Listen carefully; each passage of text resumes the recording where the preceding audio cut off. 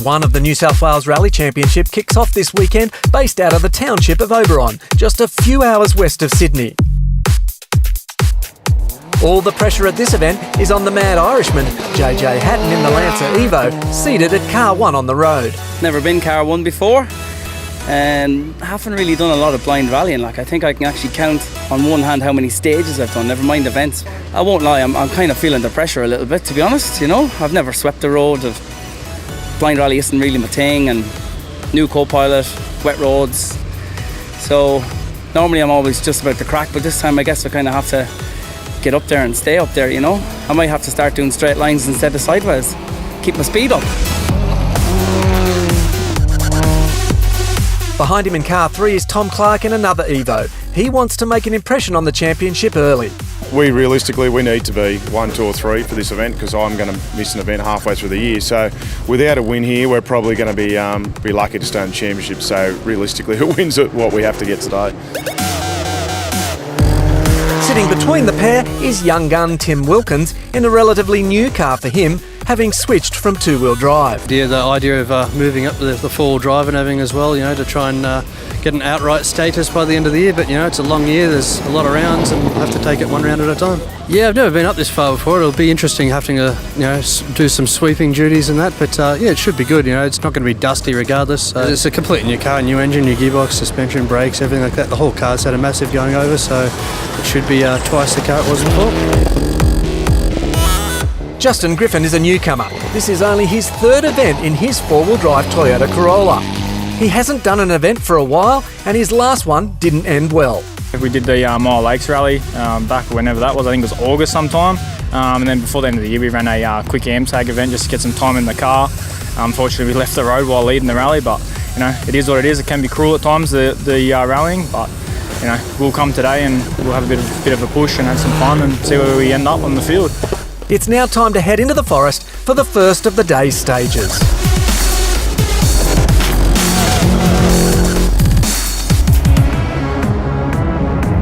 The first few stages of the Singleton Automotive Caves Classic were fast and flowing through the plantation pines in the Hampton and Jenolan forests.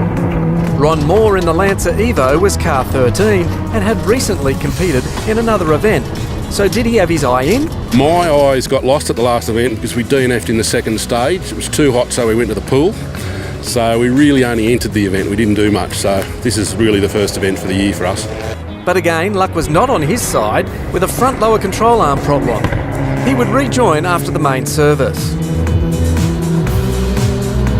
JJ Hatton in the newer Evo 9 was in second place, but things weren't all smooth sailing.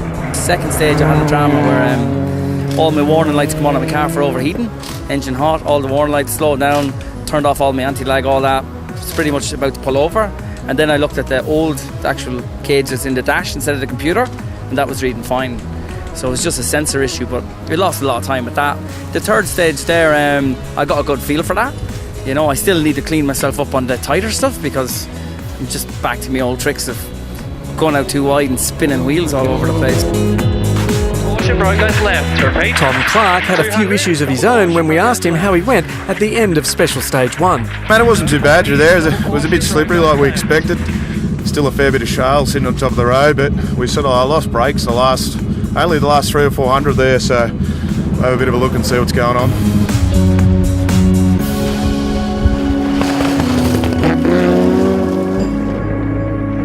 But it was Tim Wilkins who was in the lead. He had a brilliant morning with a 30-second lead over Hatton. Actually, it's honestly pretty unexpected. We're still learning the car. We took it quite easy in the first stage, but toward the second and the third stage we had a little bit of a push, but still gaining confidence with the new car, and hopefully we can extend that gap. In two-wheel drive, it was Andrew Travis in the lead at the midway service. But he was having his own challenges. It was pretty challenging, lots of close calls, lots of big ghoulies pulled up by the four-wheel drives, but yeah, we had an okay run, a few little troubles. Torch just set of rear tyres, but apart from that, it was good. There's another 5 stages to go this afternoon, so the outcome is far from certain.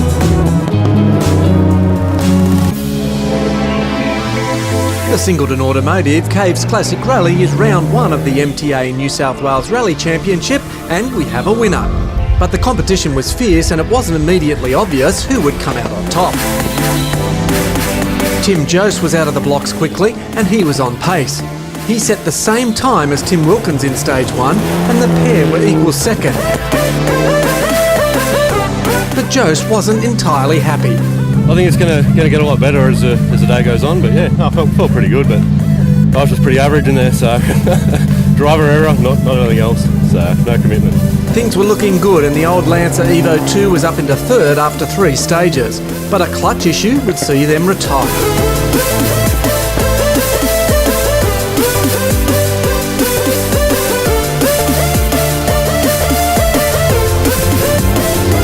Andrew Morey in the Lancer Evo 6 was up into 6th place, and with just 1 stage to go, he had a few niggling issues. Very sweaty at the minute. Pretty good. We had a bit of an issue with the car. Not sure what it was, but it seemed to clear itself, and I would just continue. If it stops, it stops. But the car would hold out for the last stage, and he maintained his 6th outright position. Thomas Dermody in the Escort was cross-entered in the East Coast Classic Rally Series and also the MTA New South Wales Championship. And he too was having a few issues by the time he reached the end of the second last stage. We have a loss of power all through that stage, so something gone wrong. The battery light is coming on and we don't know what it is, but it's only running on 3 cylinders basically. Clearly the problems weren't having too much effect. He was 4th quickest on the final stage, finishing 5th outright in amongst the 4-wheel drive turbo cars.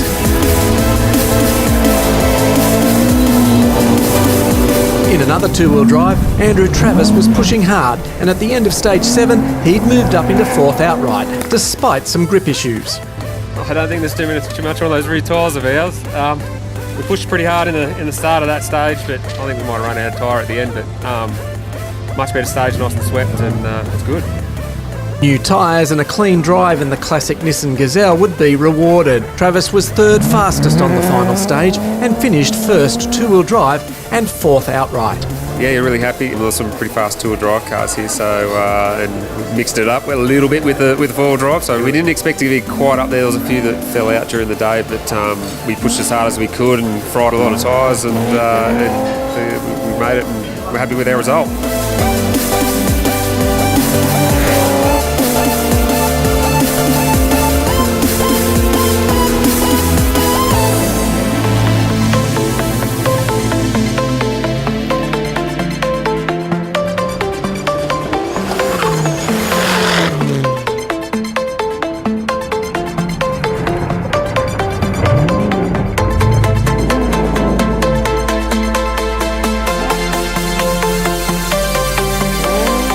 The Singleton Automotive Caves Classic Rally, round 2 of the MTA New South Wales Rally Championship, just out of Oberon on a very windy day.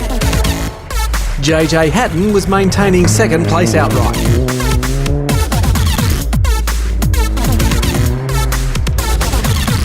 In the second running of the Boggy Creek stage, the penultimate stage of the rally, disaster struck. I think I done my diff. I had to pull over there. It's all over the place. Just spinning out, won't grab any gears, no drive out of it, so I reckon the rear diff's gone completely. So it's all over. The curse of the Irish again.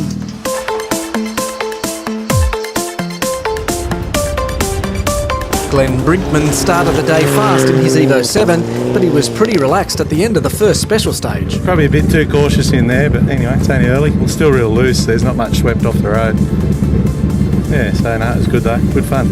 Good fun and fastest time. He was quickest overall, but brake dramas in the following stage quickly relegated him down the order. He slowly worked his way back and with some consistent times was rewarded with 3rd outright. Yeah, it's good to be back. It's been a few years out of the seat and we didn't know how we'd go or how competitive we'd be, but when we had no problems, we had great times, so excellent. Looking forward to the next one. Tom Clark in the White Wolf Evo 9 needed a good result here at this event, but things weren't going the team's way, and with engine issues hampering his speed in stage 3, he dropped back into 6th place.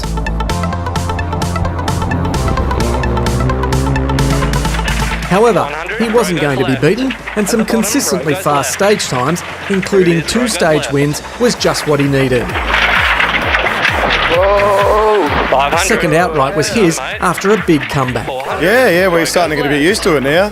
This morning, look, we had a pretty rough start, and I thought after those first 4 stages that our day was pretty well over, and I didn't think it was going to get any better, but we found the issue with the turbo, so we managed to get some power back into the car, and Tim was starting to get away from us by then, but we give it a bit of a nudge this afternoon and started to claw our way back. But look, I think Tim drove really well anyway. His times all day, even when we were having a fair go, we weren't getting him by much, so fair play, he had a good crack today. Tim Wilkins in the Evo 7 had led the rally from stage 2 and established quite a lead, 49 seconds clear of Clark behind him. But he struggled a bit in stage 7 and lost 3 seconds off his lead. This one was really tough actually. A lot of sun, could hardly see a thing for most of the stage, but also really, really slippery the second pass around. So regardless, we had fun, so it's good. And it stayed good, with a 13-second margin in the final stage to take the stage win and the outright rally victory. The overall lead at the end of the 8 stages was an impressive 59 seconds over Tom Clark. This is Tim's first ever win at a state championship event, and his feelings were pretty obvious. Absolutely stoked. Couldn't have had a better day. Not any problems at all. Just getting a feel for the new car and got more and more confidence. So yeah, we had a great day. Let's head over to the leaderboard to confirm the results of the Singleton Automotive Caves Classic Rally.